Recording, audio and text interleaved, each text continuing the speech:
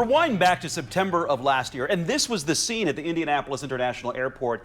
Thousands of Afghan refugees came here on military planes, moving to Camp Atterbury after they fled their home country as the United States pulled out. I remember that big moment. Our Nikki DeMentri has covered the operation since the start, and tonight she's focusing on one organization dedicated to helping evacuees have a successful next chapter.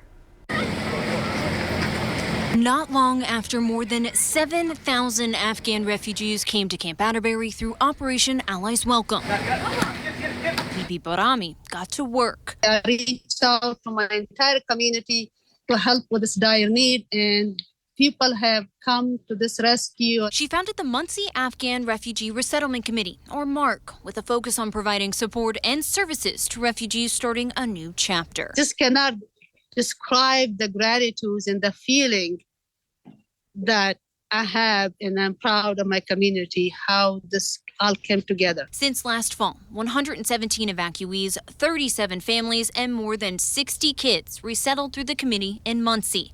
Barami says the evacuees are thriving, noting most have jobs, all a home, and the children are enrolled in school. The next thing that we're going to talk about, the refugee families who are very hardworking, dedicated. They're not only able to help themselves and the community, they're helping their family who are left behind. Barami is no stranger to the path thousands of Afghan refugees continue to walk. She fled Afghanistan in the 80s, eventually resettling in Muncie after living in a Pakistan refugee camp. Each and every one of them, they are so inspired. They call me mother, and they're so grateful. MARC's goal was to help Afghan refugees become self-sustainable over a 6-month period. And as a year approaches, I think we are very blessed, they say, that to sit in a whole year to see the accomplishment in a very short time. Working for you, Nikki DeMentri, WRTV.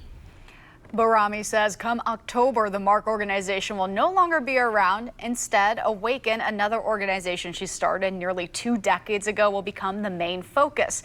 The nonprofit focuses on providing health care, education, and vocational training for women and children in Afghanistan. After seeing thousands of Afghan refugees come to Indiana, researchers at IU's Public Policy Institute took a deeper look at refugees in our state. And here's the breakdown of that. According to the Center for Research on Inclusion and Social Policy report, upwards of 28,000 refugees live in Indiana. And while the majority are Burmese, Afghanistan is a predominant refugee group. The group found several barriers when it came to the refugee population, including language, employment, transportation.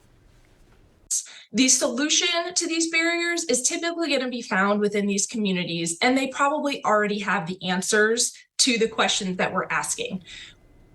CRISP urges leaders, both at the local and state levels, to get to know the refugee population better. Researchers also suggest increasing funding to refugee-focused agencies and growing available services.